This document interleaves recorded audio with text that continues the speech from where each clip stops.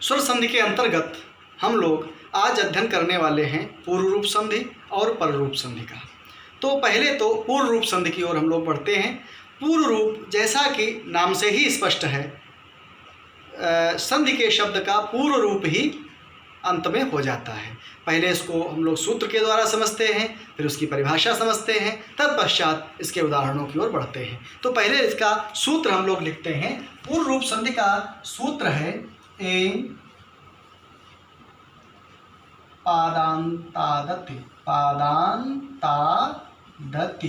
ये इसका सूत्र है, एं पादांतादति।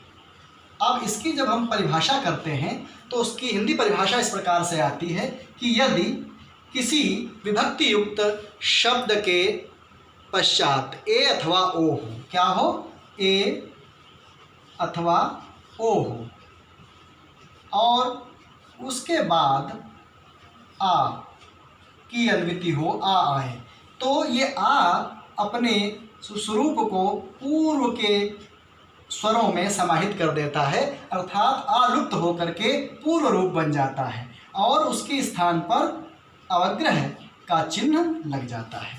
फिर एक बार समझ लीजिए कि यदि विभक्ति युक्त शब्दों के अंत में ए ओ होने पर या हो और उसके पश्चात आ आता है, तो आ अपने स्वरूप को तिरोहित कर कर समाप्त करके पूर्व के रूपों में बदल जाता है। अपने पूर्व ए होगा तो वो ए में समाहित हो जाएगा, और ओ होगा तो वो ओ का रूप धारण कर लेगा, और ये अवग्रह के रूप में यहाँ पर अपने अस्तित्व को प्रकट करता हुआ दिखाई देगा।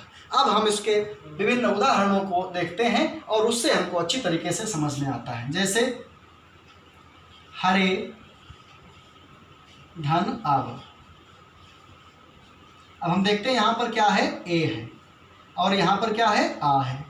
हम लोगों ने पढ़ा है ए के पश्चात अगर आ आता है तो क्या बनता है, आ ए में समाहित हो जाता है। तो जब आ ए में ही समाहित हो गया तो हरे वैसा ही बना रहेगा और वाह ए आ जाएगा। हमने बताया है आपको, आ समाहित तो हो जाता है लेकिन इसका चिन्ह अवग्रह के रूप में यहाँ पर विद्यमान रहता है, तो हमारी जो संधि बनेगी वो हरे। इसी प्रकार से विष्णु धन अव, यहाँ पर ओ है और यहाँ पर आ है, ये दोनों मिला करके ओ का ही निर्माण करेंगे और ये चिन्ह बना देंगे, तो विष्णु वही रहेगा। विष्णु ओ हो गया, इसमें ये चिन्ह आ गया अवग्रह का, और ये आ तो गायब ही हो गया, तो वाह बना रहा। इस प्रकार से ये विष्णु हो गया। अन्य उदाहरणों की ओर जो हम देखते हैं तो देखते हैं नगरे धन अस्मिन, नगरे धन अस्मिन, यहाँ पर ए है, यहाँ पर आ है, ए और आ मिलकर के ए बनाएंगे पूर्व रूप संधि के आधार पर, और उसका चिन्ह ये बन जाएगा। तो नगरे तो वैसे ही रहेगा क्योंकि ए आ गया है, आ समाप्त होकर अवग्रह है, और नगरे आ हो गया, और स्मिन नगरे स्मिन, ये यहाँ पर हमारी संधि बन गई। विद्यालय स्मिन इसी प्रकार से हो जाएगा, विद्यालय विद्यालय धन अस्मिन, तो क्या हो जाएगा, यहाँ पर का ए और यहाँ पर का आ मिलकर के ए बना देंगे, तो वही स्थिति रहेगी। विद्यालय अवग्रह स्मिन, विद्यालय स्मिन। और उदाहरण के अगर हम समझने की ओर आगे बढ़ें तो देवो धन आपी, यहाँ पर आप समझिए, अब लिखेंगे नहीं, ओ हो गया, यहाँ आ हो गया, तो ये दोनों मिला करके क्या हो जाएंगे, देवो अवग्रह अवपि, देवोपि। एक और उदाहरण समझ लेते हैं, रामो धन अस्ति, तो क्या हो गया, ये ओ है, ये आ है, तो रामो पूर्व रूप में आ गया, अवग्रह है, रामोस्ति। इस प्रकार से ये हम सारे उदाहरणों के द्वारा एं पादांतादति सूत्र को समझते हैं, अर्थात पूर्व रूप संधि को समझ सकते हैं। पर रूप संधि के अंतर्गत हम देखते हैं, जैसा कि नाम से ही स्पष्ट है, पर रूप अर्थात स्वर है उसके बाद का जो स्वर आता है वो उसी के रूप में समाहित हो जाता है। पहले इसके सूत्र को हम लोग लिख लेते हैं। क्या सूत्र है? एम पररूपम, पररूपम, ये इसका सूत्र है। सूत्र के आधार पर इसकी परिभाषा है, यदि अकारांत उपसर्ग के पश्चात ए अथवा ओ आते हैं, फिर समझ लीजिए, यदि अकारांत उपसर्ग के पश्चात ए अथवा ओ आता है तो आ का पररूप अर्थात ए अथवा ओ ही हो जाता है संधि में। फिर आप समझते हैं, अकारांत उपसर्ग के बाद अगर ए अथवा ओ आता है तो आ का जो रूप है वो ए अथवा ओ में ही परिवर्तित हो जाता है, अंत में ए अथवा ओ ही बन जाता है।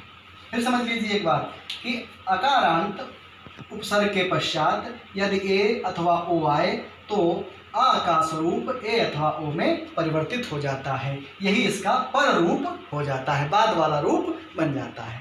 एक उदाहरण के द्वारा समझते हैं, प्रधन एजते,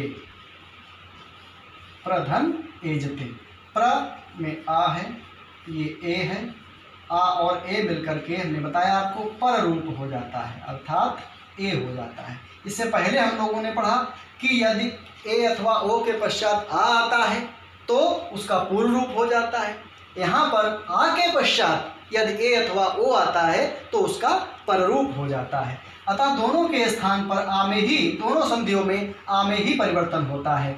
यहाँ पर ए हो जाएगा, क्या हो जाएगा, ये जो ए है ये इसमें समाहित हो जाएगा, प्रे जते, प्रेजते हो जाएगा। समझ रहे होंगे आप, प्र में ए की मात्रा जुड़ जाती है, अर्थात ए आ में ए की जो आ है ये ए में जुड़ जाता है, प्रे हो जाता है। दूसरा एक उदाहरण है, उप धन ओषति, ओषति, तो यहाँ का आ जो है ये किस में चला जाएगा, ओ में जुड़ जाएगा, तो आ का ओ ही हो जाएगा। तो यहाँ पर उ चुप्पा है, आ गायब हो गया, ओ मिल गया, तो उपोषति। ये है आपका उदाहरण संधि का हो जाएगा। फिर समझ लीजिए, एम पर रूपम के आधार पर पररूप संधि में आ के पश्चात यदि ए अथवा ओ हो तो आ ए और ओ में ही परिवर्तित हो जाता है। ये उदाहरण आपके समक्ष है। इस आधार पर हम इस एम पर रूपम संधि का निरूपण कर सकते हैं, उसकी परिभाषा लिख सकते हैं, उसके उदाहरणों को समझ सकते हैं।